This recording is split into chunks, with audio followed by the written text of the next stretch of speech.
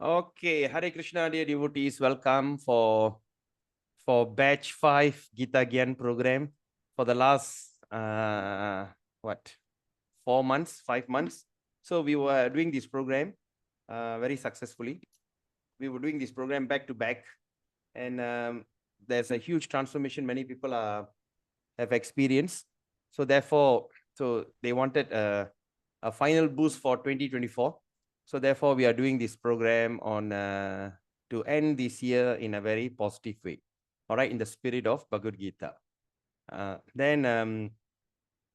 So we have been doing this Gita Gyan program for the last since 2001, 2021 after pandemic. Ever since pandemic happened, that everybody was like stuck in the house, and there's a frustration level was very high, and people are and they were so hungry. Okay, they were so addicted to this online and all this. So that's when my dear god brother, his name is Anadi Jagannath Prabhu, came out with this idea, Gita Gyan program, whereby we're going to discuss a summary of every chapter in a day.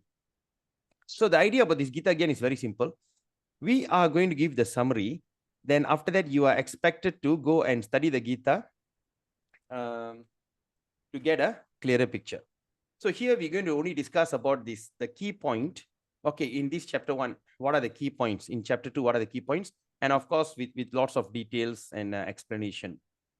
I will try my best by the mercy of my spiritual master and also Srila Prabhupada and all this previous Acharya.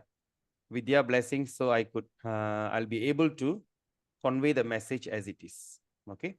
So this Gita Gyan program, so far in Malaysia, they have organized since 2001. And I personally have trained, I think I had something like around 500, 600 students. And especially 2001, I still remember the date, 2021, February 1st, they just started the program. And from February 1st, 2021 until December, I managed to distribute 5,400 Bhagavad Gitas, 200 sets of Srimad Bhagavatam, all through Gita Gyan students. The 7 batches. And through the 7 batches, we managed to do that kind of huge, what they call achievement. So in this Gita Gyan, I've seen that so much of transformation happened. There are people who came from many religious faith. Okay, we had Christians who joined us. We had Buddhist. We had atheist. We had this and any other common Hindus. So like that, we had so many varieties of people who actually joined our Gita Gyan program. And after the 18th day, they had a huge transformation in their heart. So what is Bhagavad Gita? Bhagavad Gita was spoken 5,000 plus years ago. The message that's spoken 5,000 years ago and still valid till today. So that's what we're going to do. So every day we're going to do this program, Monday to Friday. So today is Friday. We're starting on Friday. Tomorrow, Saturday and Sunday will be evening. Okay, 7:30 p.m. to 9:30 p.m. Then when it comes to Monday, we're going to continue back on morning, 9 a.m. to 11 a.m. So like that, we will try to attempt to conclude this Gita Gyan batch 5 by 30th of December. Okay. So end of the day, by the time we have completed the Gita, you will have a clear idea what is Bhagavad Gita is all about, and what is the benefit of studying the Bhagavad Gita, and how wonderful is this Gita is. Okay. I have seen that so many people are getting so addicted to Gita. They carry the Gita wherever they go. They keep the Gita, whatever reference, whatever struggle, frustration, and everything they have, they always refer to Gita. So what we usually do during that we start the program, first we do our invocation prayer. The invocation prayer is to show our gratitude to all our spiritual master and also the previous Acharya, because without their blessings today, we might not be here. Okay. And after that, we will go through that word by word. And you have right to ask question. Okay. Do not feel I want to ask later. Don't feel that, oh, when I ask question, we're going to like, slower the class, or that means, see, okay, please don't ever think like that. Okay. Because this is what once and for all, let's do this program in a perfect way. So you have all right. So whenever you have no doubt, you can raise your hand. Okay, there's an icon here at the bottom, you see. Okay, when you see at the bottom, there's a love sign. There's a called react. So when you click the react, there's a first thing called raise hand. So when you raise your hand, it looks like this. Okay. So when you raise your hand, then you ask question. Okay. Don't ever this thing, and whatever thought that runs in your mind, just ask. Don't feel, oh, I don't want to no, I don't want to create confusion, or I don't feel like, no, maybe my question is going to be challenging. Don't ever think all that. Don't worry. Okay, you have right to ask question, and it's my duty to answer you up to my utmost knowledge. If I can't answer your question, I will take your question to my leaders, my mentors. Then I will share the question, the answer in the group. Okay, in the WhatsApp group, in Gita Gyan batch 5 group, I will answer the question. If I can't answer the question, if at all, if you're not happy with my question, you can also tell I'm not happy with your question. Right? So you have all right, because this is going to be a conversation. This is going to be a two-way conversation. It's not going to be like a typical class.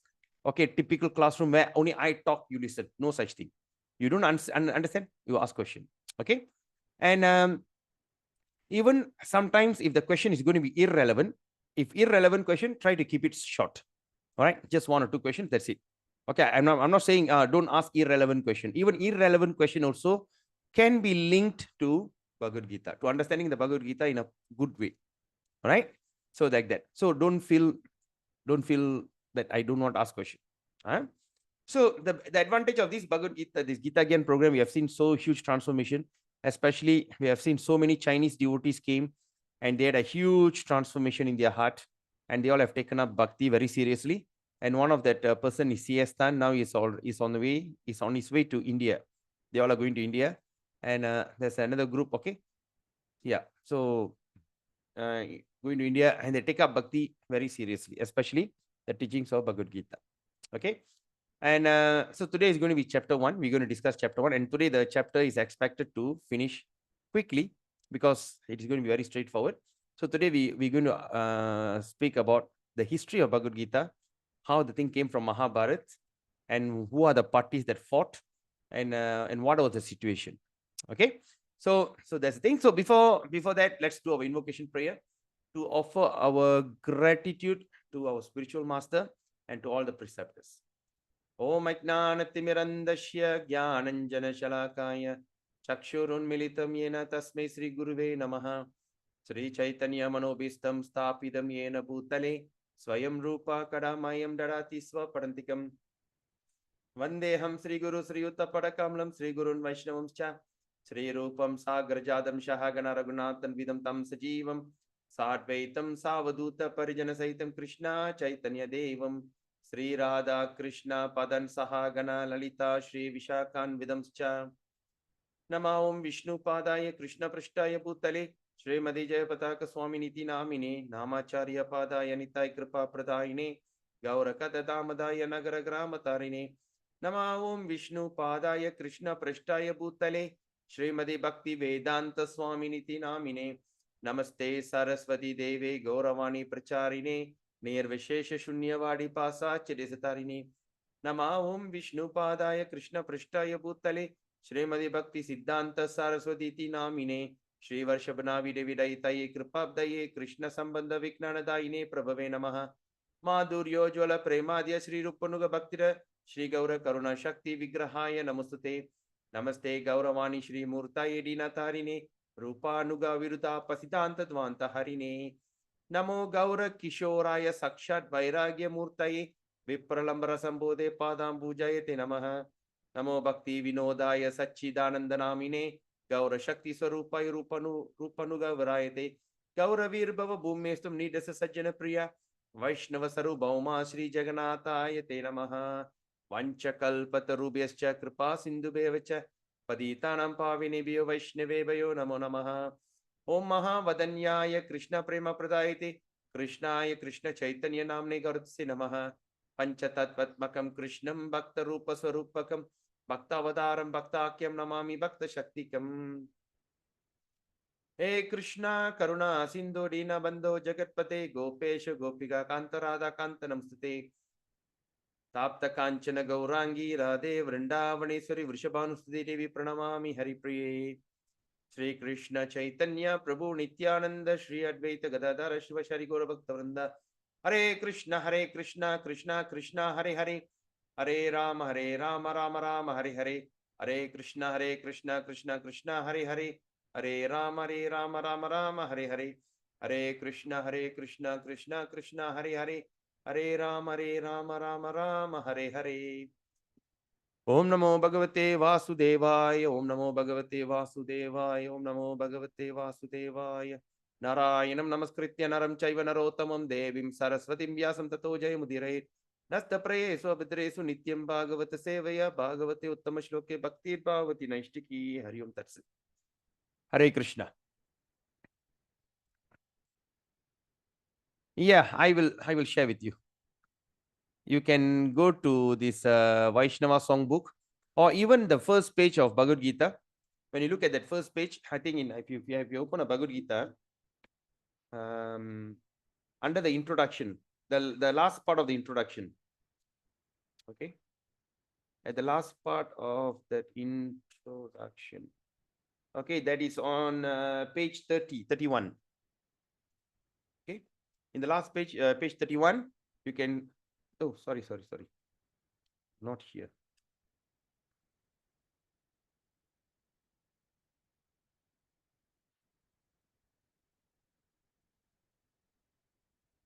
The introduction page, page 1 of Bhagavad Gita, you can see the invocation.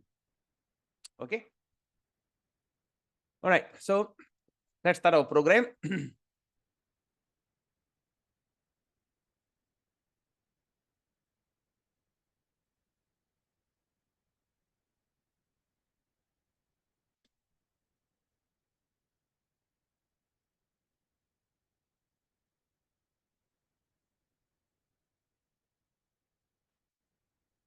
All right. Okay. So ISKCON Malaysia, in collaboration with ISKCON Ipoh Bhakti Yoga Center, proudly presents Gita Gyan program. Gita Gyan means the summary of Gita. Okay, let's look at this first beginning verse of this thing. Devaki Nandana Krishno Gita Patena Tushyati Yatana Vedair Danena Yakna Tirtha Vartadibihi. It says, the son of Devaki, the Supreme Personality of God, Sri Krishna, cannot be satisfied by anyone's study of the Vedas. Charity, sacrifice, pilgrimage, or vows as much as is satisfied by devotional recitation of the Gita. It's mentioned from Vaishnava Tantra Sara, verse 22. So what we understand from here is this. Devaki Nandana Krishna. So that means the son of Devaki. That means here is a very straightforward. That means he's asking the son of Devaki, which is Lord Krishna. You cannot satisfy him by studying all the Vedas. Okay, there are so many Vedas. Rig, Yajur, Sama, Adarva, and all, and of course the division of the Vedas are called Upanishad, Samhita, Brahmana, and Arakya. All these we will study as we go on in these subjects. Right? So there are so many things to study. So by studying all the Vedas, actually you don't satisfy him. Or even you don't satisfy him by doing a lot of charity. You think, oh, I'm doing a lot of charity work and all this. Okay, he's not satisfied. Or by performing big sacrifice, the fire sacrifice. Or you're going on pilgrimage. All right, you go to pilgrimage and all these things. Or by taking a vow. You know, sometimes people take a vow, you know, vow means vrata. Okay, they take a vow of doing certain austerity. Okay, all these things cannot actually satisfy Krishna. But he is satisfied by the devotional recitation of Gita. So when we recite the Bhagavad Gita with so much of devotion, you simply pleases the Lord. Okay, so that's the thing. So let's take darshan from Sri Sri Jagannath Baladev Subhadra. And this program we dedicate to this program to His Divine Grace A.C. Bhakti Vedanta Swami Srila Prabhupada, founder Acharya of the International Society for Krishna Consciousness. Without his mercy, it is not possible for us to be, it's not possible for us to be here and studying the Gita as it is.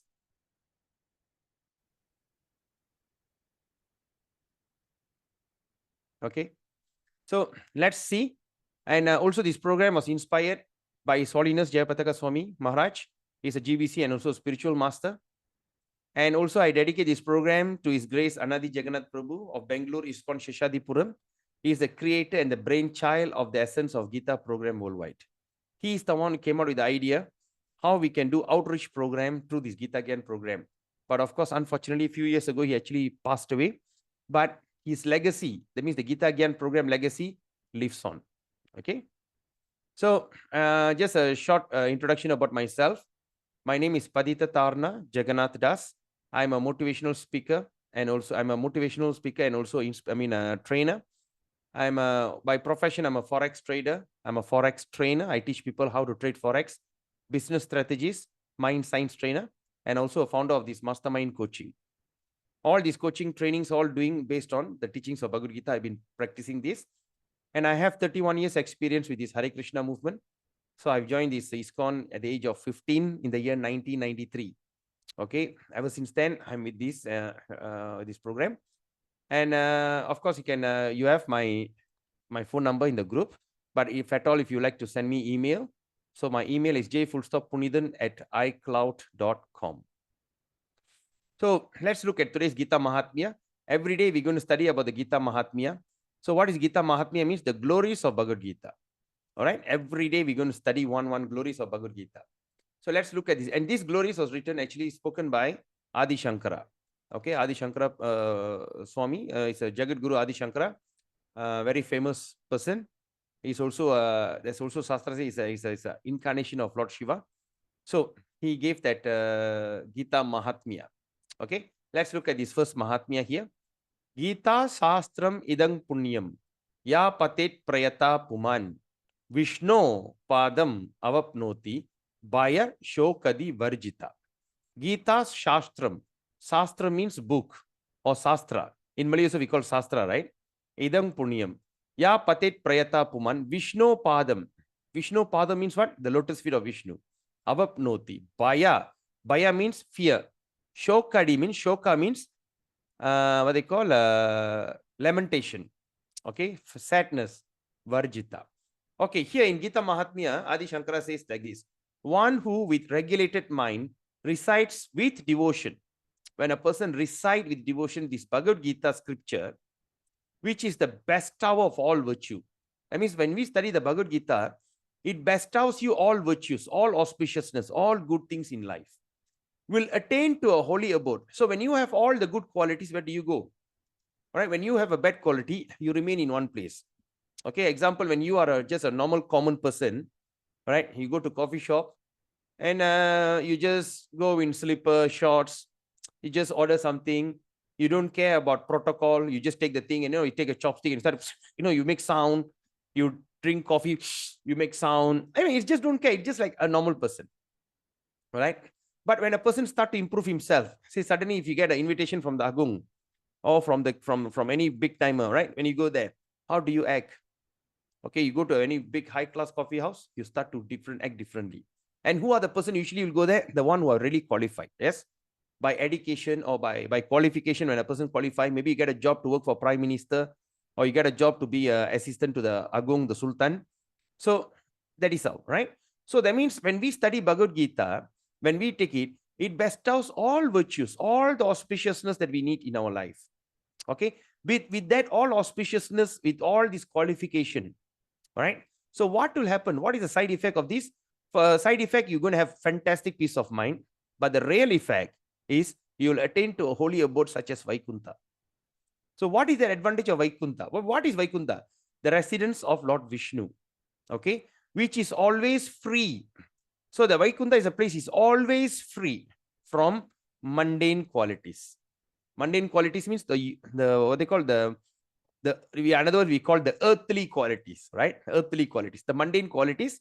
What is that mundane qualities? That based on fear and lamentation. In this life, when you see, there's only two things which is very, very common. I always advise my Gita Gyan students to have a scrapbook or what they call a journal. Daily write down what you have went through and how are you going to rectify it through the teachings of Bhagavad Gita. So when you start to do that, you'll start to see one thing in common. It's most of our character in that one day. This only these two character is the one that manifests the most. That is fear and lamentation. We have fear. All right, now it's a time. So many people are falling sick, and according to Dr. Vaishnava Kripa Prabhu, he said that looks like COVID is back in action. His daughter was infected with COVID. So he was telling, be careful, and all this. So there's a fear. We go out, there's a lot of fear. And of course, lamentation. Why this thing happened to me? Why the thing didn't happen to me? Why my life is like this? Always lamenting. People are always lamenting. All right. So this is, so that means the most important, the best of all virtue here means, that means we get a chance to be free from mundane qualities. Right? And to free from these mundane qualities, it is something that is not possible. Okay? It is not possible by our own effort, and it's also not possible by any kind of motivational or inspirational or behavior changes. It has to be bestowed. What is bestower? Bestowed means what? To be blessed on. So that means when you go on putting effort. Nothing. I mean, you effort. Yes, some more other this thing, but Krishna has to come and bestow you. Have to bless you.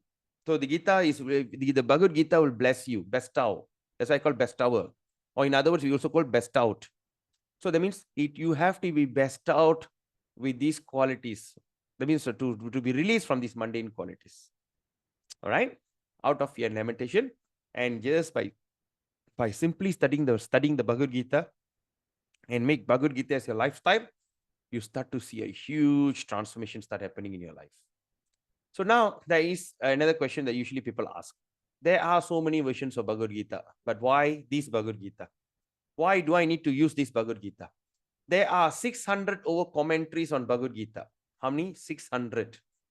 And 600 commentaries means, that means 600 over people. The most best, 600 over people have commented on Bhagavad Gita. And all of them, the commentary is all based on speculation, based on their personal understanding. Okay. The man is not perfect because we have 4 defects. The human being got 4 defects. The first defect is can be illusion. Sometimes what we are thinking can be wrong, illusion. Number 2, we have a tendency to make mistake. Okay, we have a tendency to make mistake. Number 3, we have a tendency to cheat. Sometimes when we get carried away, when we are trying to prove a point, we tend to cheat. All right. And the fourth thing is we have an imperfect senses. Sometimes the thing that we see can be wrong. Example, when you are traveling on the road, suddenly you see there's a pool of water. Our eye says looks like a water, but you go there, it's a mirage. You know what is mirage? Sometimes due to the hot sun and the tar road shows as though there's a water there. All right, because we have so much of imperfect senses. So through this imperfect human being, one can never comment on Bhagavad Gita. All right, that's why all the commentary that we find, that 600 or commentaries out there, it is so what they call bogus. Bogus means it doesn't come to a perfect conclusion. So this Bhagavad Gita that has been written by, translated by Srila Prabhupada, that's why we call it as it is. As it is means it is not given any of his personal opinion and nothing. He just translated the Bhagavad Gita exactly the way that how Krishna spoke, without any personal opinion or personal motive. All right. So, and now we can say, well, Prabhupada also looks like a human being. So how is that possible that you think that he can give the best thing? Because this original version from time immemorial, and it comes under the parampara system. And what is parampara? Is lineage. Example, now we have, we can say that I cannot doubt Siuling Mataji is not Chinese. Can I? Can I doubt? Are you sure Siuling is Chinese? Can I say that? I can't. All right. And I cannot say that she's, I cannot speculate, right? I cannot speculate where Siuling's forefathers came from and everything. That's why she carried the surname He. He, Siuling. He is his father's name. So when you talk about he, that means we can find out where is that person he came from, where the clan of he came from. they can immediately go to the targeted place, and that's when she can find all entire forefathers. So the whatever that Siuling is now start to practice is something that she learned in parampara, or learned in that the disciplic succession. That means, in other words, the great grandfather teach the great grandfather, the grandfather teach the grandfather, the father teach her, and in the future she's going to teach her children. That is how it comes down. That's called parampara.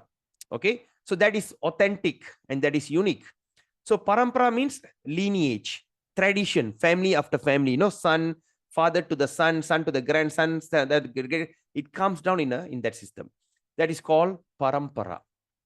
Or in other words, we call the disciplic succession. Or in other words, guru, disciple. And the disciple will become a guru, he will teach to his disciple. And that disciple become a guru, he teach to his disciple. That's why I call guru disciple. All right. That's why in Bhagavad Gita 4.2, chapter 4, text 2, Krishna says, Evam parampara praptam, emam raja rishiyu viduhu. So it says in Bhagavad Gita, it says the Bhagavad Gita is received through the disciplic succession. And what is the disciplic succession? Let's look at this. Initially, all the knowledge comes from Krishna. Okay. Is it true? We will study as we go on, where Krishna himself declared it himself. So it comes from Krishna. Krishna initiated Brahma. And Brahma's disciple is Narada. Deva Rishi Narada. And Narada's disciple is Vyasadeva. And Vyasadev's disciple is Madhva. And his disciple is Padmanabha, Narahari, Madhava, Akshobhya Jaya, Jaya Tirtha, Jnana Sindhu, Dayanidhi, Vidyanidhi. Like that, it comes down. You know, Jaya Dharma, Purushottama, Brahmane Tirtha, blah, blah, blah, blah. It comes down. So it comes to Ishvara Puri. Ishvara Puri's disciple is Chaitanya, Lord Chaitanya. And his disciple is Rupa Goswami, Rupa and Sanatan. All right. Raghunath. So their disciple is Raghunath, and their disciple is Jiva Goswami. And Jiva Goswami's disciple is Krishnadas Kaviraj, and his disciple is Narottama Das Thakur, and his disciple is Vishwanath Chakravarti. All right. And his disciple is Jagannath Das Babaji, and his disciple is Bhakti Vinod Thakur. Then his disciple is Gaur Kishore Das Babaji. Then his disciple Bhakti Siddhanta Saraswati Prabhupada, and Bhakti Siddhanta Saraswati Thakur's disciple is A.C. Bhakti Vedanta Swami Prabhupada. All right. So Bhakti Vedanta Swami Prabhupada is actually the disciple of Bhakti Siddhanta Saraswati.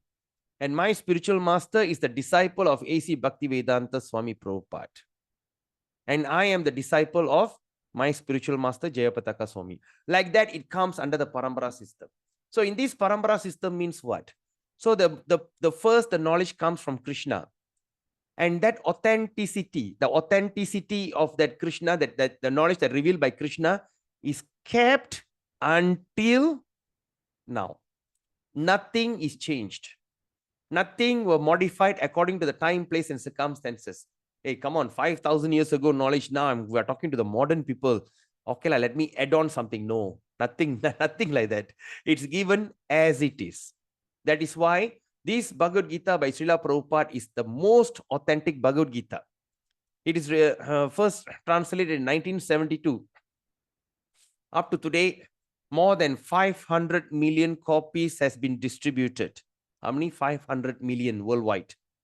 And that 500 copies has been translated into so many languages, so many 70 over languages. Okay. Now, when we talk about Oriental language, we have the Bhagavad Gita as it is in the traditional Chinese, Pinyin. And we have that simplified Chinese. We have it in Korean. We have it in Japanese. All right. When we look at, that's in Oriental part. When you look at India, it is translated into all the Indian languages like Tamil, Kannadam, Malayalam, Telugu, just name it. All the languages, Hindi, Urdu. Okay. And it's also translated into Arabic. And after that, it's translated into Danish. Then the latest addition to this translation is they translate the language of Zulu. You know the Zulu? The people, the tribal people in Africa, the Zulu people. The people like to jump so high. Even is translated into that language. Just name it. In any languages that you want, this Bhagavad Gita has been translated. Okay. And more than 500 million copies has been distributed. And this Bhagavad Gita is the Gita that even used in Harvard and Oxford and all these schools, all these great universities in America in the study of Indology. You know, when they want to study the Indology, that means study of the Indian or the studies of religion. They call also a study of religion. How are they called? Eastern studies, the study of the Eastern culture, the study of Indology, and the study of Eastern religion, and specifically in the study of Hinduism, all these things, this Bhagavad Gita as it is by Srila Prabhupada has been kept as a textbook. Even all the great, what they call educational professors and everything, they totally recognize. The biggest recognition that Bhagavad Gita as it is by Prabhupada was given by the scientists. You know, recently there's India Center, ISRO. I mean, ISRO means Indian Space Research Organization. Okay, like NASA, India we call ISRO, Indian Space Research Organization. India has sent the first satellite to Mars. Okay, the first ever. Many countries tried. The Russian, the Chinese, this is what they call the Americans, all tried to go there. But Indian made it. ISRO made it. Right? So the whole world was glorifying, wow, you made it at last, you know, this and that, this and that. But you know what he did? He came to Bangalore and he just showed his gratitude, and he said, all inspiration came to me through this Bhagavad Gita by Srila Prabhupada. Can you imagine? The book Bhagavad Gita that you're having is the book that feeds the newcomer, the beginner, up to advanced thinker, scientist, and everything. The Bhagavad Gita is a book of wisdom. The Bhagavad Gita is a life. It revealed to you according to your understanding. What do you need to understand now? The Bhagavad Gita reveals to you. Because I've been studying this Gita for some time, and I've been doing this class many times. And every time when I look at it, how come I've not seen this? How come I never heard about this? Because that is Bhagavad Gita, book of wisdom. All right. Also, you'll study as we go on in our Gita. This thing, it says that at one place, Krishna also will say, I live in Bhagavad Gita, and Bhagavad Gita is my supreme abode. So that means this Bhagavad Gita is Krishna himself. When you see the papers, the paper of Bhagavad Gita is done is in white in color, and the printing is in black. So we understand the black is Krishna, the white is Radharani. So Radha Krishna lives in Bhagavad Gita along with what they call Arjuna and all these things. So that's why it's very important. So when we take Bhagavad Gita as it is, as our lifestyle, when we study Bhagavad Gita with full religiosity, with full attention, you start to see this so much of transformation will start happening in your life. I've been a motivational speaker. I've been a very, what they call inspirational, and I've trained many people. I changed their mind. Even people want to commit suicide. Right? I used to do counseling for all that. Even those who want to commit suicide. Even we will discuss this, I think, in chapter 5. Chapter 5 or chapter 6, we'll discuss about suicidal. Is it worth it or not? What happened when a person killed himself? All this we will discuss in this entire series. But apart from all these things that I've seen, I find the best book for inspiration, for being motivated, to be inspired, is also Bhagavad Gita. It's very unique. All right. But now I'm no longer doing this thing. I'm no longer doing this kind of motivational stuff. But I'm doing like short courses. But I'm concentrating more on sharing the wisdom of Bhagavad Gita, because I feel by wisdom of Bhagavad Gita, most of our life problem can be solved. So now let's look at this chapter 1, observing the armies on the battlefield of Kurukshetra. Okay. So now is the time that observing, that means both sides are there to ready to fight. Okay. And they're getting ready to this thing. All right. So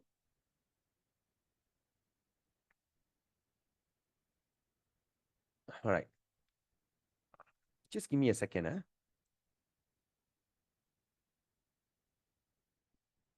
Just give me a second. So sorry.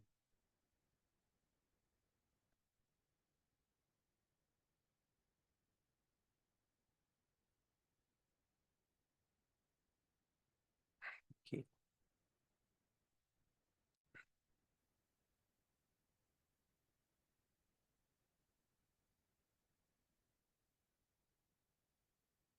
Okay. Can you see this slide?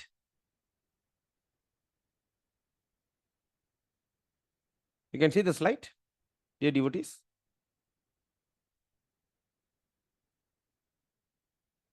All right. Okay.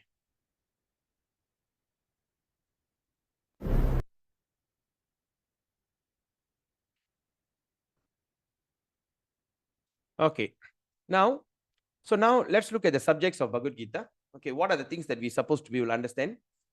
The subject of the Bhagavad Gita entails the comprehension of 5 basic truths. Okay, you will understand the 5 basic truths in Bhagavad Gita. First, of all the signs of God is explained in Bhagavad Gita. All the signs of God is explained, and then the constitutional position of the living entities. That means the constitutional living position. What does that mean? The constitutional position means the original position, okay, of living entities. Living entities, the jiva. There is Ishvara. Ishvara means controller, and there are jivas, the living entity which is controlled. If a living entity says that he is not controlled and is free, then he's insane. If you all think that we are not under any control, we are considered insane, because we are all under control. The living being is controlled in every respect, at least in his conditioned life. So in Bhagavad Gita, the subject matter deals with Ishvara. In Bhagavad Gita, the subject matter deals with what? Ishvara, the supreme controller. The jiva, the controlled living entity. Prakriti. Prakriti means nature. What is this material nature is all about? And time. What is the time? You know, sometimes they say, oh, time answers everything, right? The duration of existence of the whole universe, of the manifestation nature. Okay. So that means the duration of the time where the entire things is lasts. Okay. And karma. Karma means activity. Also discussed. The cosmic manifestation is full of different activities. Okay. In this cosmic manifestation, in this entire thing, there's so many different activities, even in our life, right? When we just go to the road, we can see there's so many people are doing different activities. Okay. All living entities are engaged in different activities. From Bhagavad Gita, we must learn what God is. We must understand what is God is, what the living entities are, what Prakriti. Prakriti means what is that nature, what the cosmic manifestation, how is it controlled by time, how all these things controlled by time, and what the activities of the living entities. So what are the activities of the living entity is supposed to do? Okay. All these things we will go through in this book. Okay. In summary, these are the subjects of Bhagavad Gita. Number one, we need to know who is Ishvara. Ishvara means controller. Okay. And who he controlled? He controlled the jiva. The jiva is the controlled. Okay. And what is the karma? The karma that someone that determine all our good and bad things in life, even our next birth and all this karma. All right. And where do we practice the karma? Through the prakriti. Prakriti means nature. Okay. And all these things controlled by the thing called time, kala. Example, now we are here. So eventually one day we won't be around. Yes or not? Today is 2024. Okay. By 2124, that means 100 years from today, none of us will exist. You all agree? None of us will exist in 2124 unless you have a super duper long life. All right. But 2124, none of us exist. So why we don't exist? What that stops us? What that make us disappear? That is called kala. Kala means time. So all these things is discussed in Bhagavad Gita.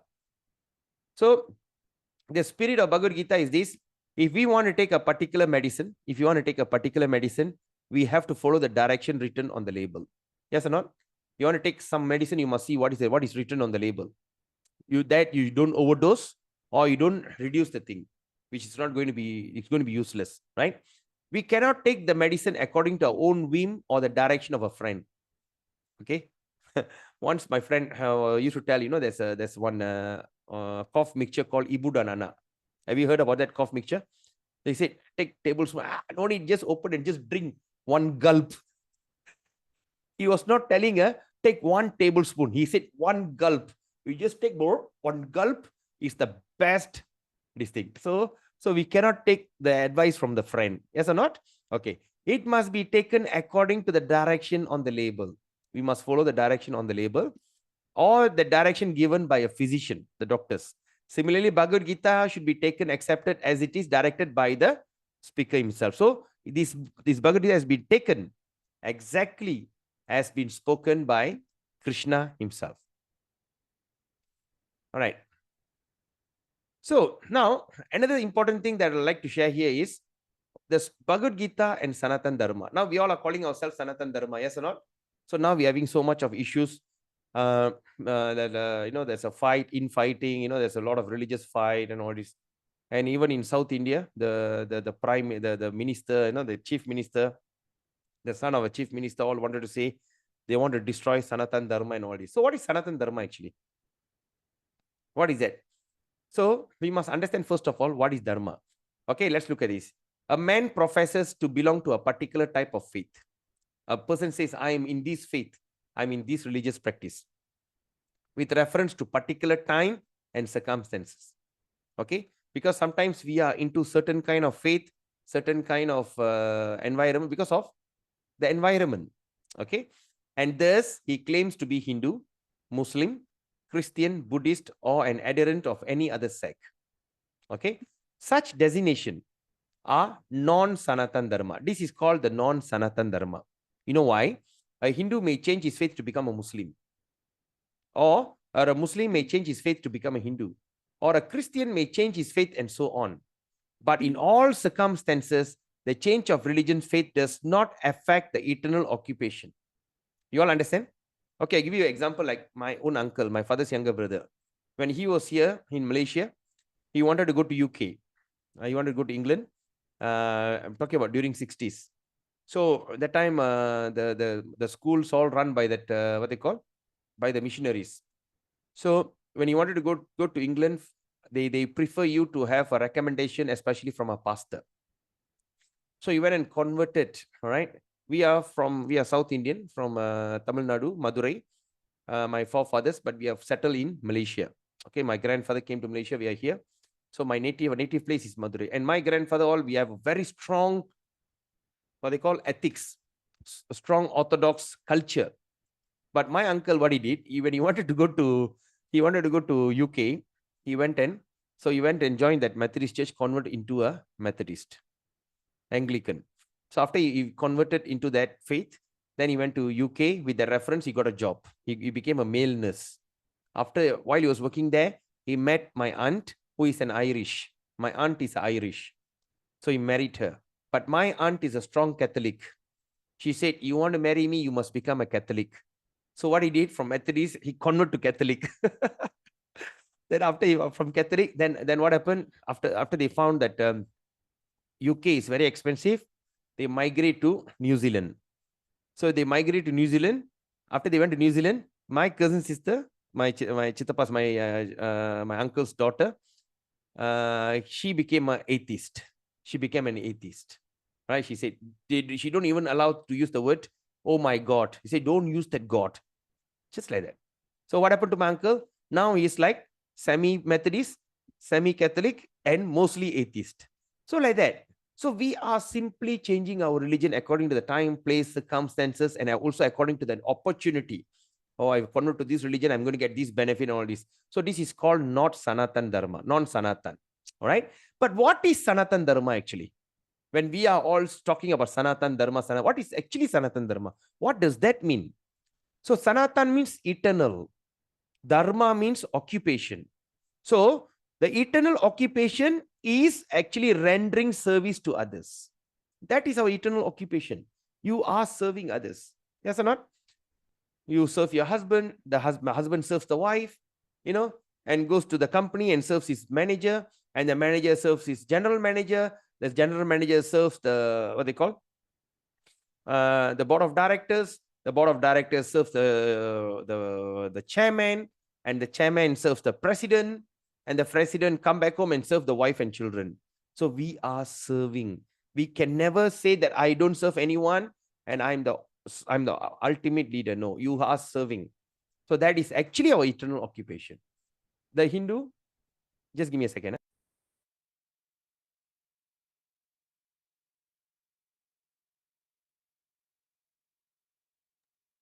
So the Hindu, Muslim, or Christian in all circumstances is a servant of someone. Thus, to profess a particular type of faith is not professing one Sanatan Dharma.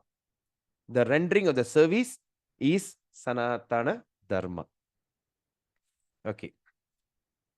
Now, all right. So now let's look at this chapter 1.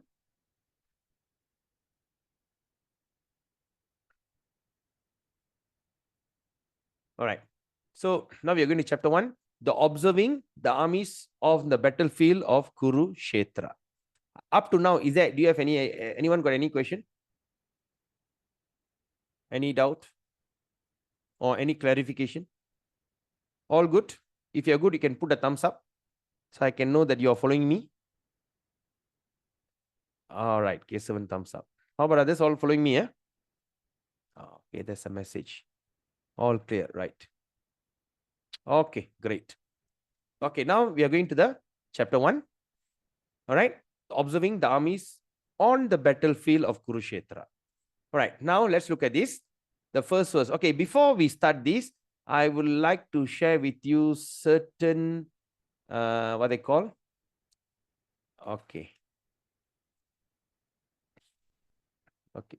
So, okay, now we have S.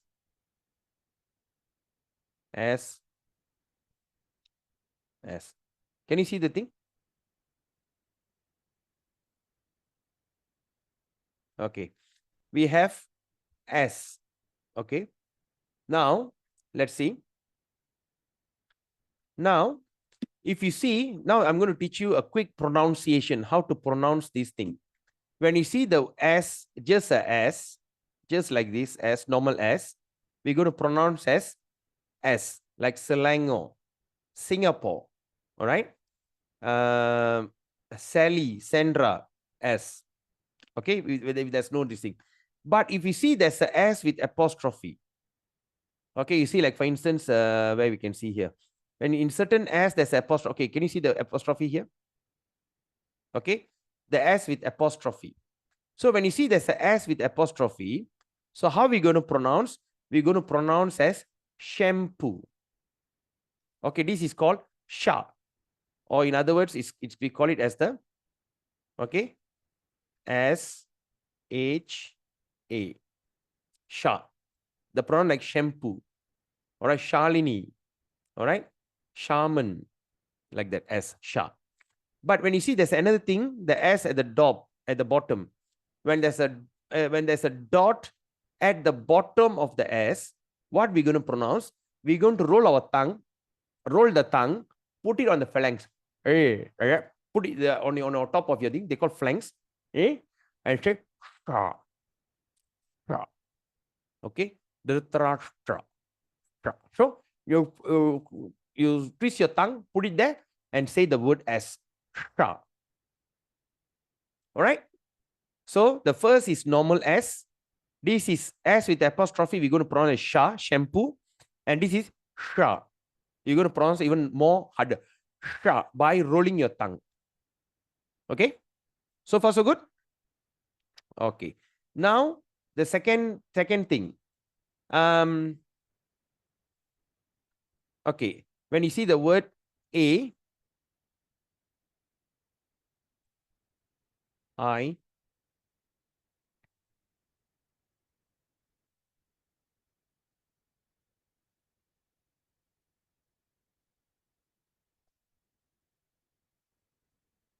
oh, all right. So now how? So now, when you see the thing here, A, this is normal A, apple. All right, apple. But when you see there's a dash on top, that means you pull the noun. Ah. Okay. Ah. Okay, like for instance,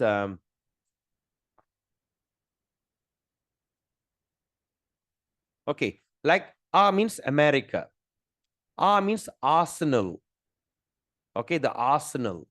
So this is America, and the A means Arsenal. So that means you pull the term A.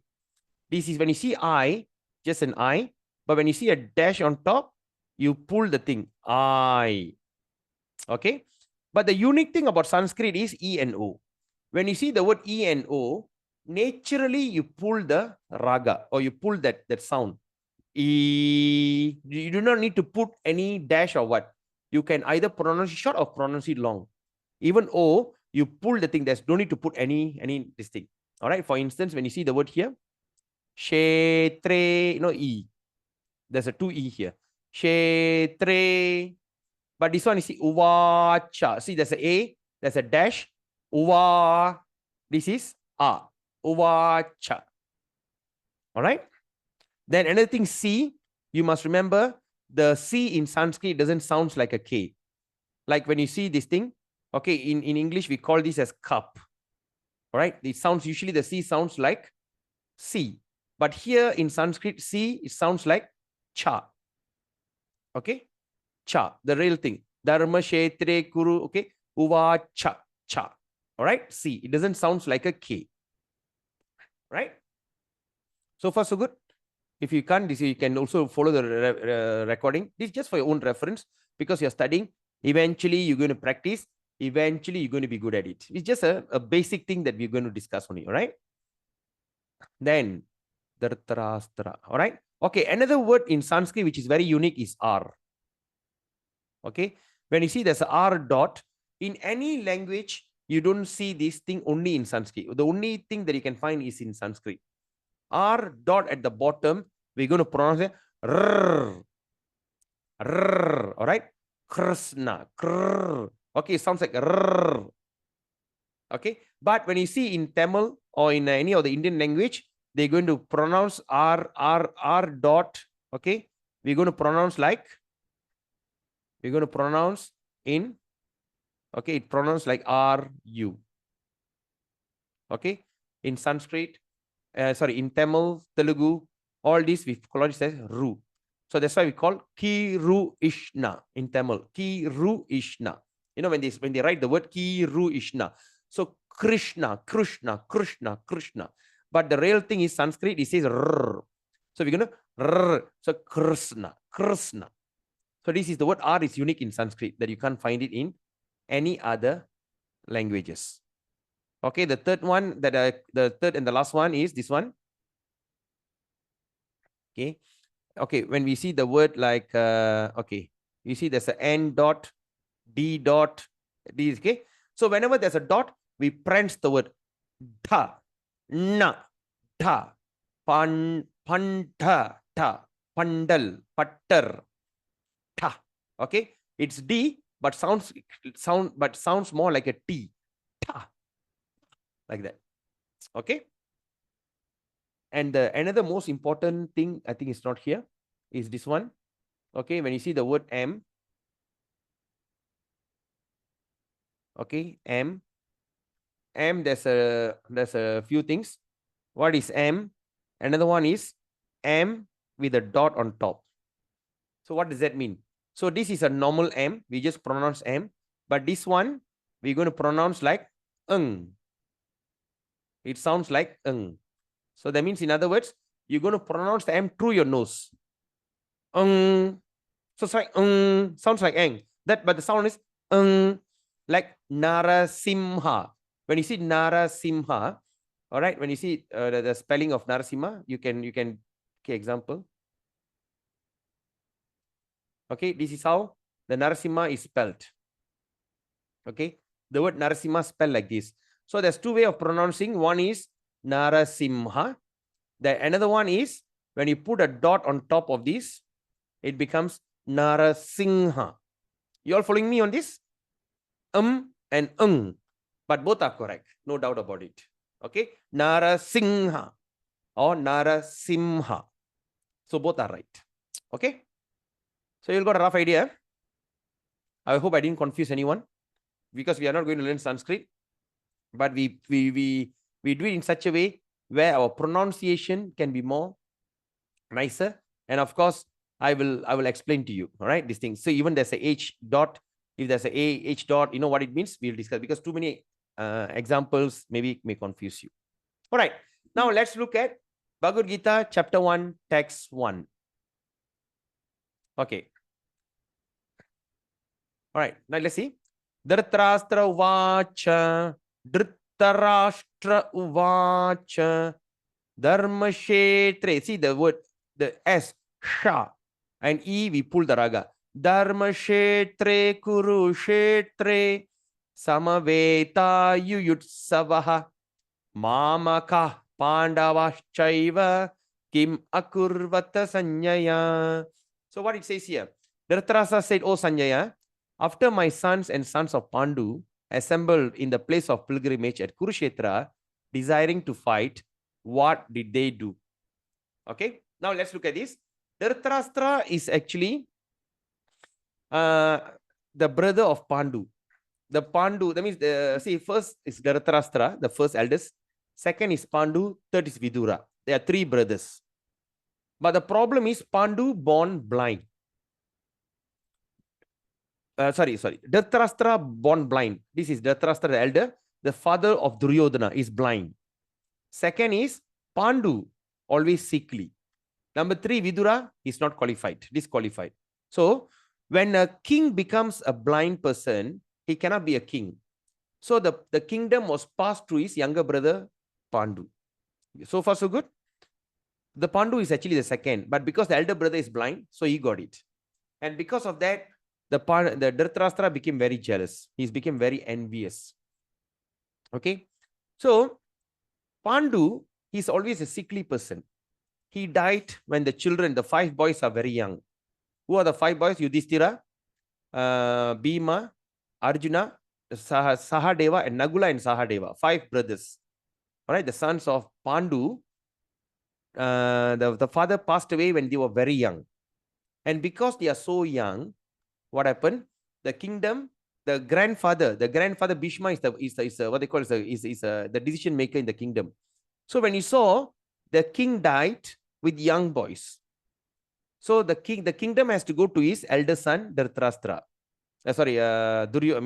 Yudhishthira. So the Pandu's elder son is Yudhishthira. So the kingdom must go to his elder son. But the boy is very young. And because of that, the kingdom was passed back to his elder brother, which is Dhritarashtra, the blind king, as a caretaker king. They say, never mind, you be the king there just for the sake of it, but we will rule the thing, the blind king. Okay, you just keep it until Yudhishthira grow up, you pass back the kingdom to your younger brother's son. That was an agreement. But Dhritarashtra, what he did, his own son, the eldest son is Duryodhana, he's very talented.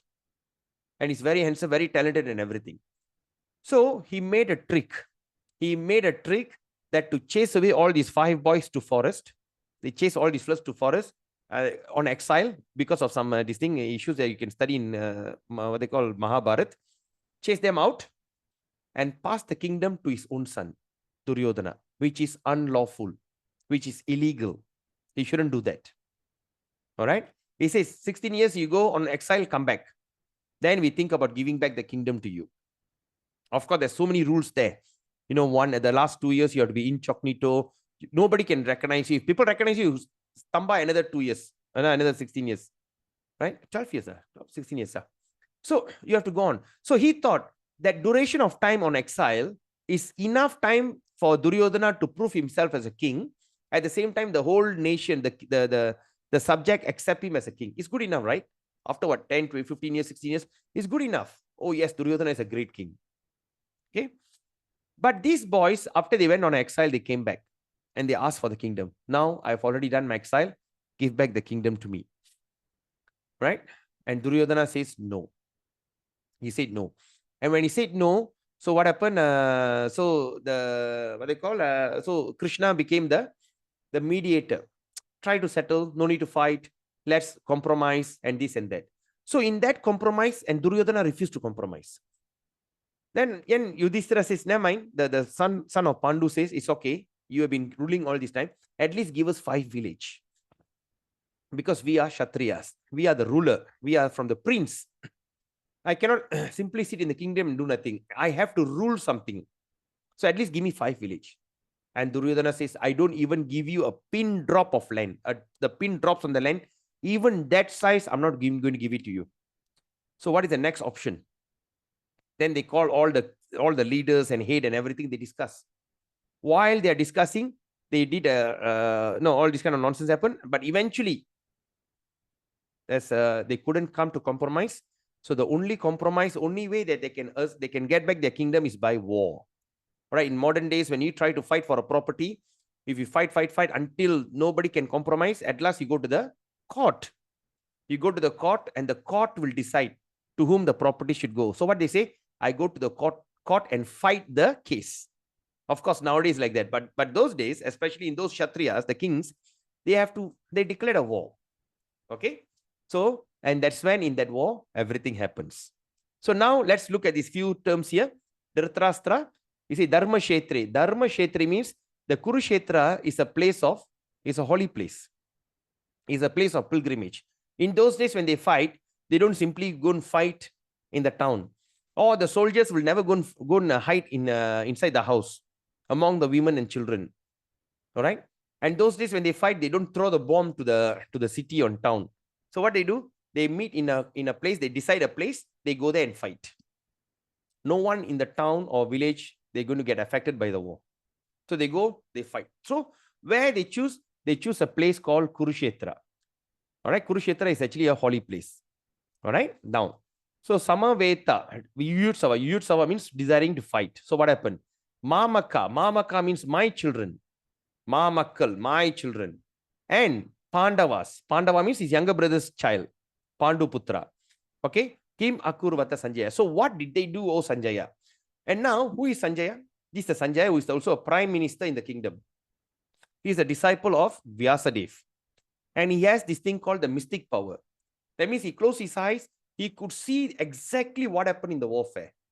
So by his mystic vision, he is telling to the blind king, "Oh king, now this is happening." What they talk and what happened, he explained everything to the blind king, Dhritarashtra. So far, so good. I hope you all get the rough idea. All right. So Dhritarashtra is spiritually blind and also materially blind. So he's also weak-minded, he's biased because he gave all the things, he favors his children more. He is despondent, that means he has no hope, wanted his son to inherit the kingdom. All right. So sometimes we must understand the blind. Okay. Then the reason I have already explained why they choose Kurukshetra. Of course, it's a place of pilgrimage, but there's one advantage there in Kurukshetra. The advantage is those people who die fighting there will go to heaven. You understand? So they choose a place where they say, in this place of Kurukshetra is a place where all the warriors meet and fight. So those who die fighting in Kurukshetra will go to heaven. So you see, it's a win-win situation. Yes, good deal, best deal in town. What is that? I die, I go to heaven. If I win, I get kingdom. Isn't that good? If I leave, the kingdom is mine. If I die, I go to heaven. Both way also okay. So that's why they choose that place. And also, that's why also make Dhritarashtra worried, because he knows the Arjuna and the brothers, the Pandavas, are very pious. They are very pious people. He is worried whether the place of pilgrimage, the place is so holy, will that place will be favorable to them. So he has all kind of doubts. Okay. So now let's look at the history. So what happened? The Bhagavad Gita was spoken by Lord Krishna, and he spoke to Arjuna. Okay, when approximately 5,000 plus years ago, at the place of Kurukshetra. They spoke in the place of Kurukshetra. All right. The total number of verses is 700. In Bhagavad Gita, there are 700 verses. So Dhritarashtra spoke once. Sanjaya spoke 41 times. Arjuna spoke 84 times. And most of it is questions. And Krishna spoke 574 times. In that 574, he summarized the entire Vedas in that 574 verses. All right, now let's look at the army. The Kaurava is the army of Dhritarashtra, or headed by Duryodhana. All right, is 11 Akshoni. And size of Pandava army is 7 Akshoni. So what is Akshoni means? In one Akshoni, according to the Vedic calculation, they have 21,870 chariot. They have 21,870 elephants. All right. They have 65,610 horses. And they have 109,350 infantry. So in total ratio is 1135. All right. So actually soldiers is wrong word. It says a total asset, the army asset. So that means the total Kaurava armed force, they have 2.45 million infantry, 240,005 chariots and all this. Okay. And the Pandava, they have 1,530,000 what they call infantry, 153,000 chariots, elephants and horses. This is the size of both army. Infantry means regiment. You know, one regiment, that means one battalion, one group. One group got 10 or 15, 20, you know, a group. Okay, they call infantry. So in other words, when you see, according to my mentor is His Grace Pran Govinda Prabhu from Alachua, America. Such a, a very highly, you think? He said, in total, there was 640 million people on both sides going to start the fight.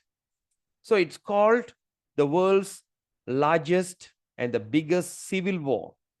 Okay, civil war means the fight among the brothers, among the cousins, among the countrymen, civil war.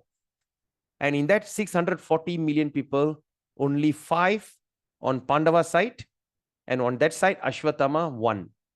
Only 6 people survived. Everyone were killed in action. Okay, so there are 640. So this is the asset they had. They had this much of 11 Akshoni asset by Kaurava, 7 Akshoni asset by the Pandava. In both sides, infantry, everything is ready. And they fought. 640 million people gathered in all varieties of rank, from the king up to the sepoy and all this. They fought and most of them perished. Anyway, we'll discuss this as we go on. Okay. So far, any questions? All good? Do you think you need a break? Short break? You want to take a short break now? Now it's 10:12.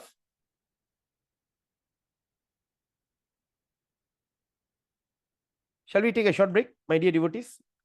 Now it's 10:12. Shall we take 2-3 minutes break? Just get up, stretch your hands, okay? Just take a short break. 10:12 now. We meet at 10:15 or 3 minutes. Revati Mataji, I think you're from India. So 3 minutes from now, I'm not sure what is the time in India. Just 3 minutes, a short break. Hare Krishna. Okay. We continue our discussion.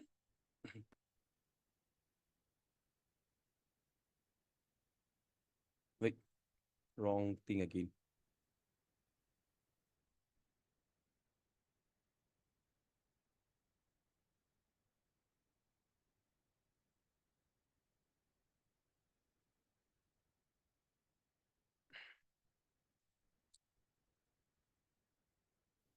Okay. Okay, now, so we understand. So this is the history of Bhagavad Gita, and this is the scene. Okay, the both party are there. 11 Akshoni on Kaurava side and 7 Akshoni on Pandava side. So when you see the size of Kaurava army, it is huge compared to the army of Pandava. Okay, they have a very high, they have more strength on their side. All right, now let's look at 1.3. Okay, now you see the word. Okay, we're going to pronounce it as like shampoo, sha. Okay, M, you see, So, Pashaitang Panduputranam Acharya Mahating Chamum Vyuddham Drupada Putrena Tava Shishena Dimata. Now, O my teacher, behold the great army of the sons of Pandu, so expertly arranged by your intelligent disciple, the son of Drupada. So now what happened? Duryodhana now approached another character called Dronacharya. Okay, Dronacharya. So this Dronacharya is actually a guru to both sides. Okay, Dronacharya is a guru for Pandava and also to these Kauravas. That means Duryodhana and all the 5 brothers all learn the art of fighting with Dronacharya. So far, so good. So Dronacharya. So now he's telling. So when he set up all the things situation, so Duryodhana came down and told his guru Dronacharya. He said, "Now you look at this. See how they have what they call the great army. All right, look at the army of Pandu. All right, the sons of Pandu. See how they expertly arrange all these things." So in other words, indirectly, Duryodhana is trying to tell Dronacharya, you do not take side, because Duryodhana's favorite student is Arjuna. And he knows very well that his cause of death will happen through Arjuna.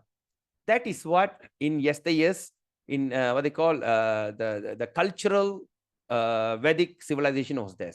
Okay. So Dronacharya, even though he knows that Arjuna is going to kill him in the future, but he never compromised in teaching all the knowledge to him. And among all the students, Arjuna was such an expert archer. He's very expert. Okay. So why he had, okay.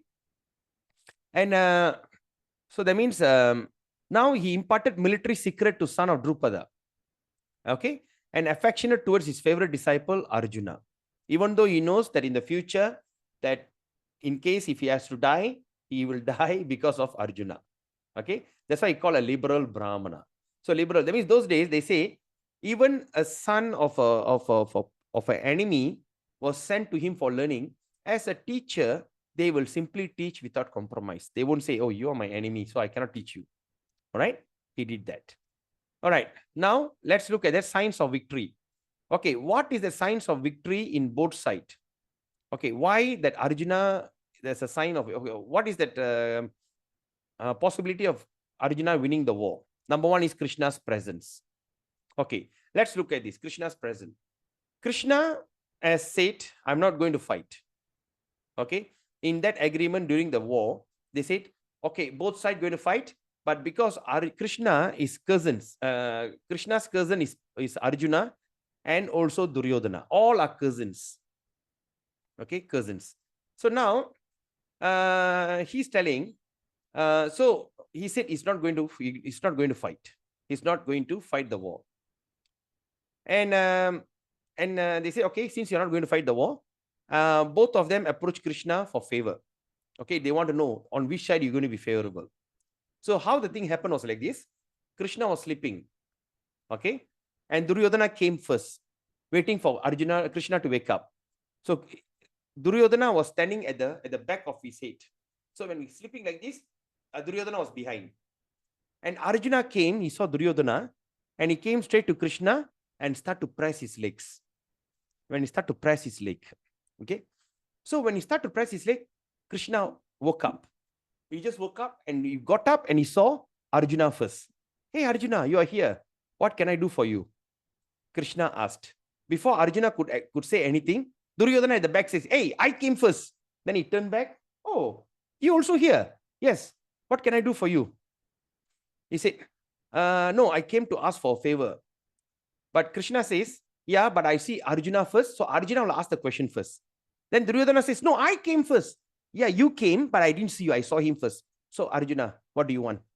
Do you want me or you want my soldiers? So Duryodhana was like so panicked, say, oh my God, he's saying that. And Arjuna said, dear Krishna, I want you and only you. And Duryodhana was so excited. Was such a crazy fellow, Arjuna. When he got a chance, he should ask for his army. He got a huge battalions. And he's going to ask him because he have already vowed he's not going to fight. Krishna vowed not to fight because both sides are cousin. He said doesn't want to fight. He doesn't want to fight. He should ask. He got a chance to ask. But he said, I only want you. And Duryodhana was so happy. And yes, and Duryodhana, and you? Yes, I'll take your army. So the entire Krishna's armed force joined Duryodhana party.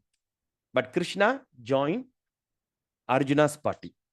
And Krishna's elder brother, Balaram, what happened? During the war, civil war is going to happen. He is very close to Duryodhana and all this. So he said, I cannot see the infight between the family members. I cannot see the entire family fighting for being a king. So what Balaram will do, he'll go on pilgrimage. He said, I'm not going to look at this. I just go. So he travel to South India. So he went on pilgrimage. But Krishna there says that. So the first sign of victory for Arjuna is Krishna's presence.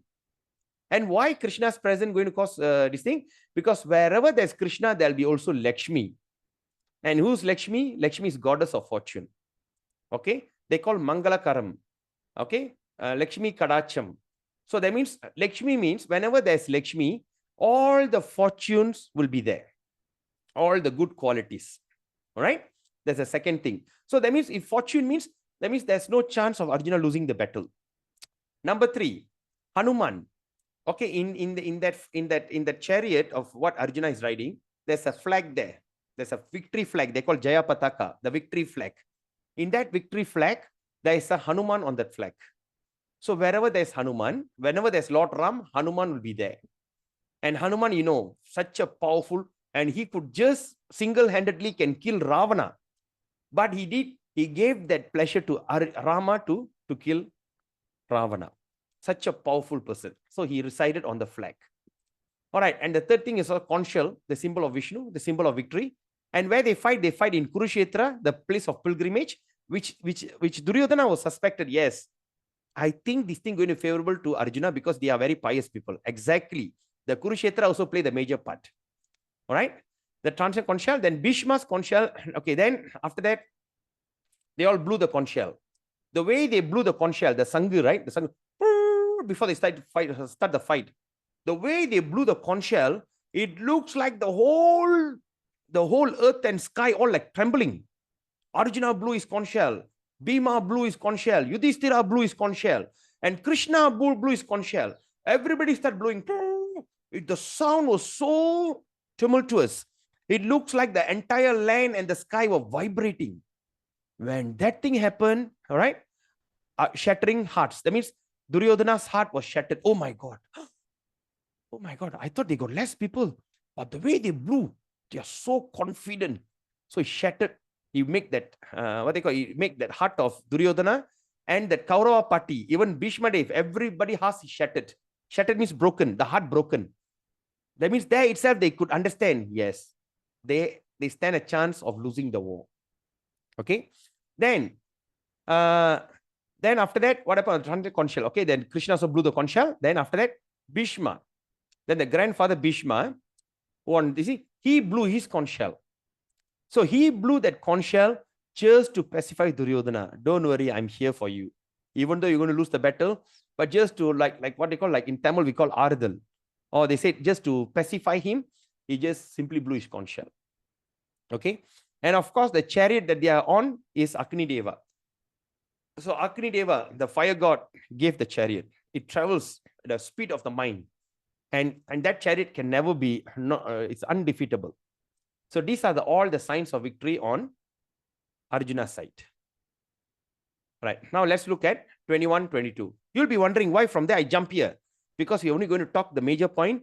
And after today, you are expected to go and study the chapter 1. So you'll understand the thing better. Okay.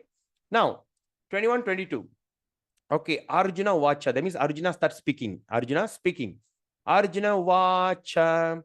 Senayor. See, E and O. We pull the raga or we pull the tone. Okay. There's no need any indication to pull. So, Senayor Ubayor Madhye. Ratang Stapaye Mechuta. Yavat Eta Nirikshehang. Yoddu Kaman Avastitan. Kairmaya Sahayodavyam Asmin Rana Samudyame. So now Arjuna is telling Senayor Ubayor Madhye. Madhye means middle. All right, bring. So he said, Arjuna said, infallible one, please draw my chariot between the two armies. So now what happened? Krishna agreed to become the chariot rider for Arjuna. So being a charioteer means driver. You know how? In those days, when they fight, they cannot tell, go left, go right. He cannot do that. He just kick on his back. That means I'm a chariot rider and there's a person behind me. When the fellow kick on my right shoulder, I'll bring the chariot to the right. When the fellow kick on my left shoulder, I'll bring the chariot to the left. So the rider usually get kicked. But Arjuna was so renounced. I mean, Krishna was so merciful to his devotees. He became the chariot rider and get kicked from his devotee. That is Krishna. And that we call that's when he get the name called Partha Sarthi. All right, Partha Sarthi. Okay, that's when Krishna got the name. Partha means Arjuna. Sarthi means the chariot rider. So Partha Sarthi. Okay. So now Arjuna is telling, now bring the chariot between the two armies. Bring between them. Okay. I want to see those present here. I want to see who is the person who present here to fight, who desire to fight, and with whom I must contend in the great trial of arms. That means what we can understand. With whom I must contend. That means in those days, say a commander will fight with another commander. The king will fight with another king. The foot soldier will fight with another foot soldier. The elephant infantry will fight with another elephant infantry. The horse infantry will fight with another horse infantry. They don't mix. Right? Say I'm the foot soldier. Suddenly I see the king is looking somewhere else. I cannot take the spear, I cannot take the arrow and just stab him at the back. It is against the law. So they fight among themselves. That means I, as a commander, I only fight with another commander or anyone with same rank with me, same qualification with me. So Arjuna fights with Karna. Arjuna fights with Duryodhana. But he doesn't go and fight with his foot soldiers. He doesn't go and fight with the elephant soldiers. You understand what I mean? That is what the Vedic system is all about. They know I fight with who. So that's why he says, Arjuna says, Krishna, bring the chariot to the middle, and I want to see who is there to fight with me. And I want to see who are the people that I should fight with. All right? He said that. Then you know what Krishna did? Krishna brought the chariot and went and brought the chariot and stopped right in front of Bhishma and Drona. Dronacharya, we understood just now, was a guru, the master who taught him the art of war. And Arjuna loves his guru so much, Dronacharya. And second character now is Bhishma Deva. Who is Bhishma Deva? Bhishma is the grandfather for all these boys. Bhishma taken a vow not to be a king. All right, he doesn't want to be a king. He's taken a vow. It's a huge story in Mahabharata. That's when the Mahabharata starts. Okay, Mahabharata starts with Bhishma Deva. All right, where he's born and how he was born. Ganga is born through the Ganga. And what happened, you know, all the children that born to Ganga, Ashtavasu, 8. The 7 babies will be thrown into the Ganga. The king shouldn't ask any question. Why are you throwing the children? So all the 7 children he threw away. The 8th one, when he said, he stopped her. He said, why are you throwing all the child? Because Ganga said, the first agreement is, Ganga said, you want to marry me? Okay, but don't ask me question. All right? Don't ask me anything. All right? So, okay, he agreed. Because he was so attracted to Ganga, he agreed. So the 7 children that Ganga threw into the river, but the 8th one, when he was about to throw, the king cannot tahan, he stopped. He says, stay, stop. Why are you throwing? And she asked, okay, now since you have asked why I'm doing this, I will leave you for good. But before I leave you, let me tell you one story. These are called the 8 Vasus. And the 8 Vasus were cursed by a rishi because they went and stole a Surabhi cow. Okay, in the heavens, they went and stole a Surabhi cow. So all the 7s, they were released immediately. But the one who stole it is this fellow Bhishma. So therefore, he will live a long life, and he stopped it. So I will send Bhishma for good training, army training. Then I bring it back and give it to you. So he was. Then Bhishma was sent back to his father. After that, the father went and got attracted to another woman. Okay, the internet is stable, unstable? My internet okay? Study shows unstable. Anyway, so attracted to another person, and he wanted to go and marry, but the girl's father says, well, I don't mind you marry my daughter, told the king, Bhishma's father. He said, but with condition. The condition is, the child that born from my daughter should be the king. He said, yeah? Then what do you mean? Therefore, Bhishma can never be the king. If you can give me this word, I will let my daughter marry you. Then after this, he cannot. Then the Bhishma heard this, and he saw the father was very upset. He went and told that person, he says, never mind, I'll take a vow. I take a vow. I will live life as full brahmachari. I will never get married. So first I say, I'll take a vow not to be the king. Then after that, the man says, yes, now you're saying, but what happened? Your son one day claimed the kingdom. How? Then after they take a second vow, I will never get married.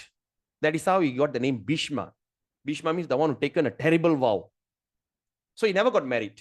So through the second wife's children is the children that he took care, like his own, and his grandchildren. So when Arjuna, the Pandavas, the 5 boys, when the father died young, the grandfather took care of them with so much of love and affection. They loved the grandfather so much. And now, when in that war, when Krishna went and stopped the chariot right in front of Dronacharya and Bhishma Deva, Arjuna became shocked of his life. Oh my God. The reality started to strike. My grandfather right in front of me? He started to tremble. He started to see the reality. Because just now he was like very highly motivated, very highly inspired. Yes, I'm going to fight. We're going to win the kingdom, blah, blah, blah. Suddenly when he cried, what happened if Krishna stopped the chariot right in front of Duryodhana and Karna? What might have happened? They'll fight. But Krishna purposely went and put the chariot right in front of Dronacharya and Bhishma Deva. When he started to see his grandfather that he loves more than his life, who is his father figure, because they died, because the boy became an orphan at a very young age. All right, the grandfather gave him everything, took care of him so nicely, standing in front of him. And the teacher who all loved him so much, who encouraged him, who taught him everything, the art of war, he's standing right in front of him. when he started to see these both, he became shattered. He became heartbroken. So what happened? Arjuna becomes overwhelmed. He became like so overwhelmed. He just said, oh my God, I don't know what to do. Krishna. It was like, he just doesn't know what to do. Why? That's when he started to see. First, he saw the grandfather, Bhishma. Then he saw his another grandfather that he loved so much, Somadatta. Then he saw his father like Siva, Bhurishrava. Then he started to see his teachers that he loved so much, Dronacharya and Kripacharya. Then he sees like a brother. Then after that, he started to see his brothers, his cousins all, right? Drona, Duryodhana and the brothers. Then he saw his son's figure. That means his nephew, Lakshmana, right? Then he saw his best friend, Ashwatthama. Ashwatthama is the son of Dronacharya, who is very close to him, very dear friend. Then he saw his well-wisher, Kritavarma, right? So now we understand what does it mean by brother and sons. Okay, in Tamil, we use the word called Pangali. Pangali means same father brothers, their children we call Pangali. So in other words, the father's brother is also considered our father. And the father's brother's son is also considered like our own brother. But in English, we have only term first cousin, second cousin, third cousin. And until today, I don't understand the term first, second, third. Right? But now we understand. So Duryodhana is like Arjuna's half brother. Right? And the children of that is also like his own sons. And imagine his son is standing there right in front. When he start to see all that, relatives start to strike him. What happened to him? Arjuna start to tremble. Arjuna's limb is start quivering. All right, quivering means start shaking, shaking. And Arjuna's mouth is drying up.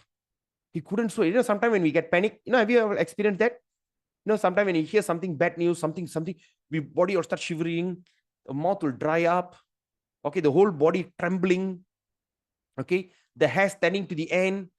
Okay, and my Gandiva's bow is slipping from my hand. See, Gandiva bow, that means the bow of Arjuna is so powerful that nobody dares to tell him to put this bow away. So when the Gandiva bow is slipping means Arjuna is already in terrible distress. He is going through severe depression. He is going through severe depression. Extreme depression. To know the fact, oh my God. Then Krishna, Arjuna says, my skin is burning.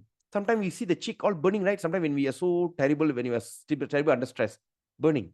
And he says, I'm unable to stand here any longer. He said, I cannot stand any longer. He says, I'm forgetting myself. Then my mind is reeling. He's like getting tala sutthudu, right? He's like everything reeling.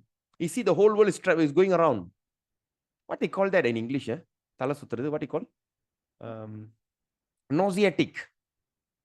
Nauseatic is like nausea, all reeling. Then after this is, I only see causes of misfortune. Now I only see disaster is about to happen. Not winning the war and getting the kingdom, but I see disaster is waiting to happen. My God. Right? So then Arjuna started to give reasons. Chapter 1, text 28, verse 30, text 28, text 30, he said, compassion for friends and relatives. He said he started to have so much of compassion. He said he feels so bad for them. Why compassion? Because Arjuna is not a first-time fighter. He's a veteran fighter. He has so much of experience fighting the war. And he's very well known for winning the war. So he knows when they fight, definitely they cannot win.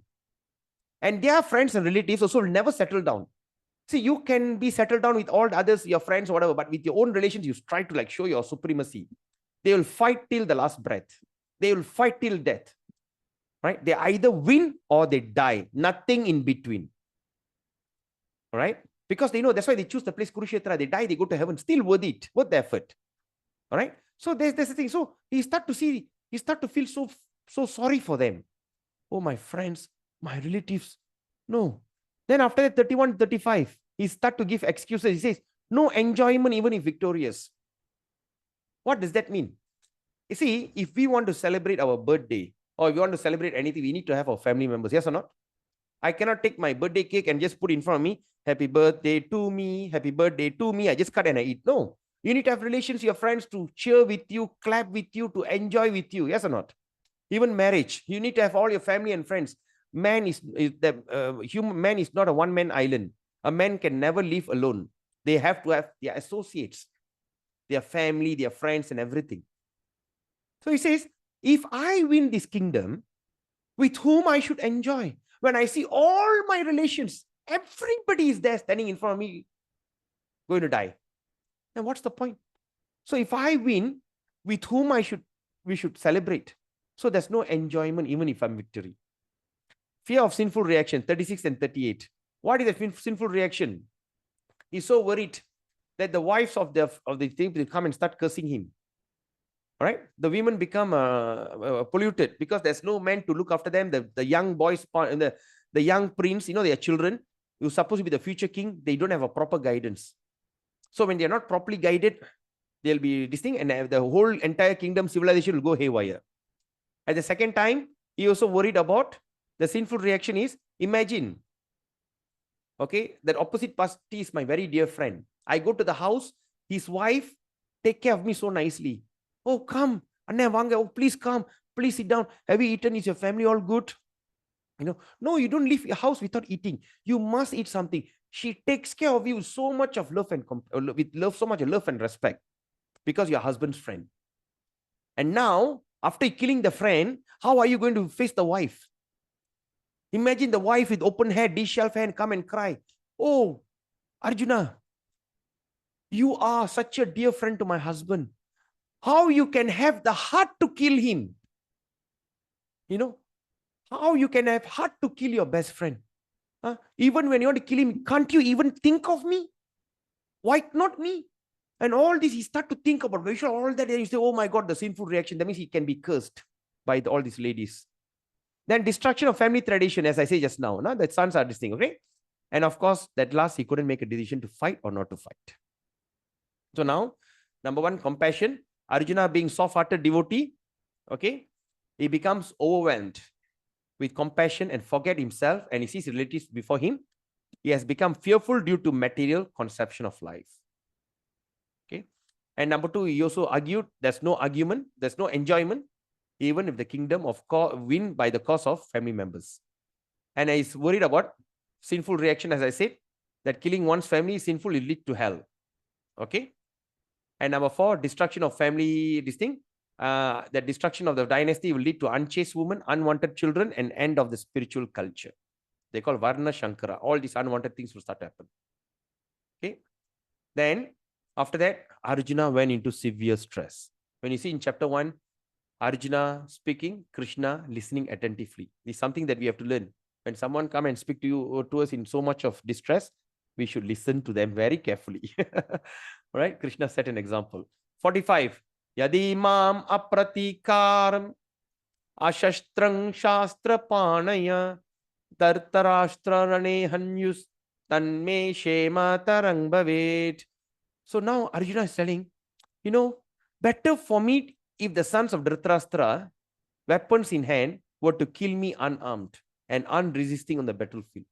Then he went to that level. Yes, these people are not going to be pacified. They definitely want to fight. So now Arjuna is telling Krishna, well, look here, Krishna, it's better for them to come and kill me. I'm not carry the bow. I don't want to carry anything. I just raise the hand, shoot, and let me die and let you enjoy. It's not worth to kill the family members. All right. He said, it's better for them to kill me unarmed and unresisting. That means he's not going to fight back. He's just going to stand there like a target and let them shoot me. All right.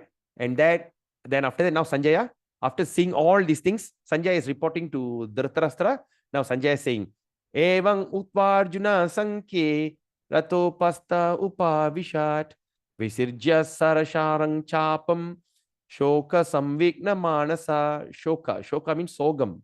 All right, sadness, right?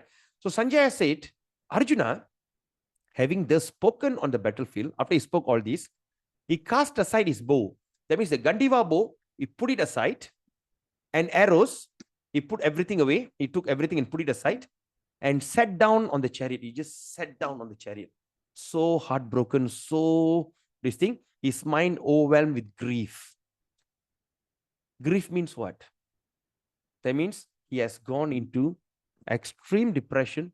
He start to cry and lament, grieving. Grieving means you're crying. You are grieving. You start to sing so sad. You just don't know what to do.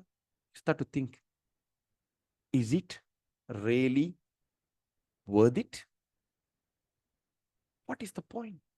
My own family members, and they are standing right in front of me to fight. For what? Our whole family.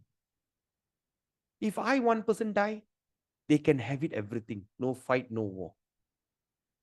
But if I were to resist, I see destruction. So what I should do now?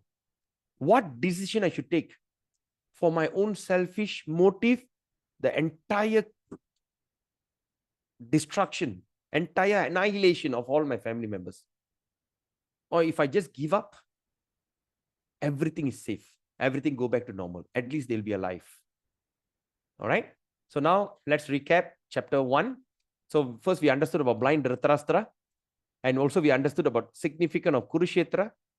Then also we saw the signs of victory of Pandava. What are the signs of victory? I mean, Lakshmi is there, Hanuman is there, Agni Deva chariot, Krishna is there with him, right? Garuda, everything is there. All the auspicious things is there. Then Arjuna's symptoms of not fighting, because then after that we start to see that he became so much of depressed, distress. Then Arjuna start to give reason not to fight. Okay, so these are the things. So what we can understand from Bhagavad Gita, Arjuna was put in a very awkward position, the position which is extremely stressful. So through that, Krishna going to guide him.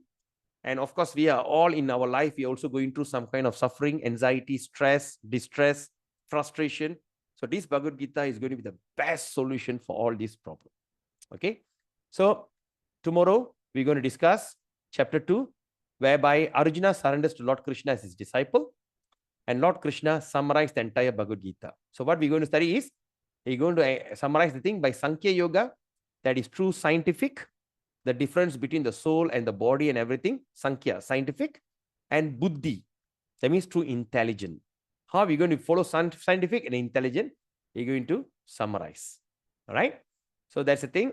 So this is the end of this today. So I hope you all have a Bhagavad Gita with you. Okay. So do you have any questions? Any comment? I hope that you all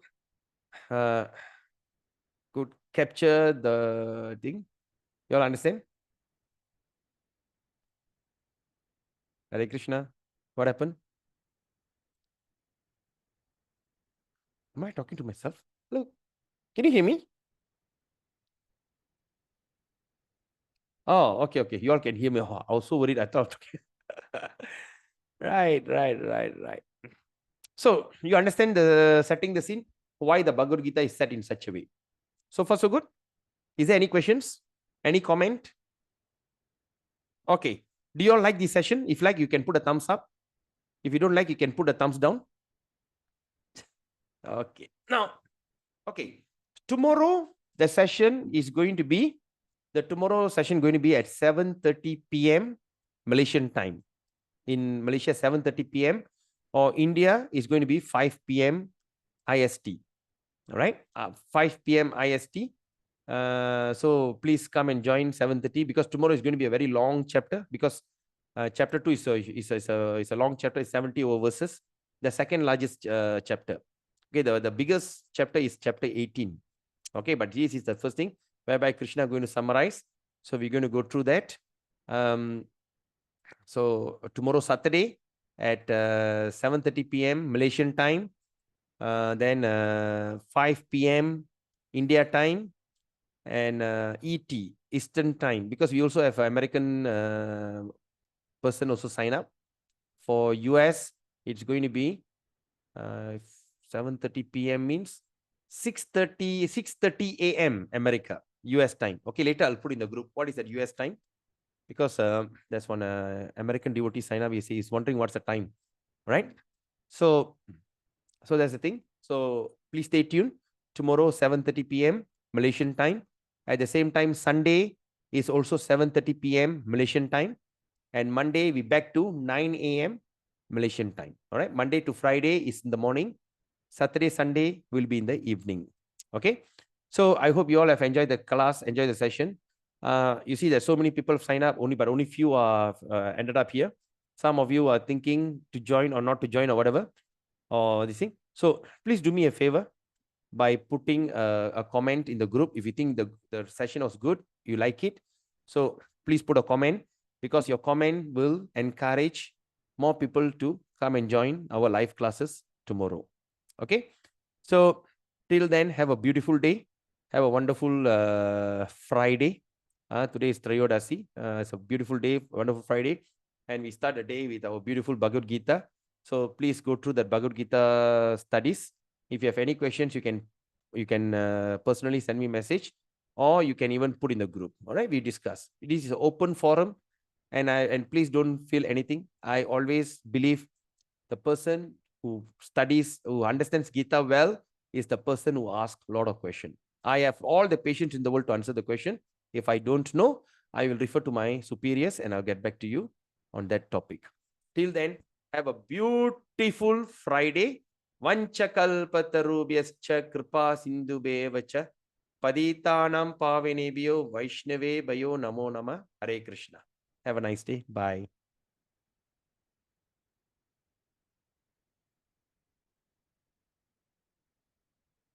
Go Rang.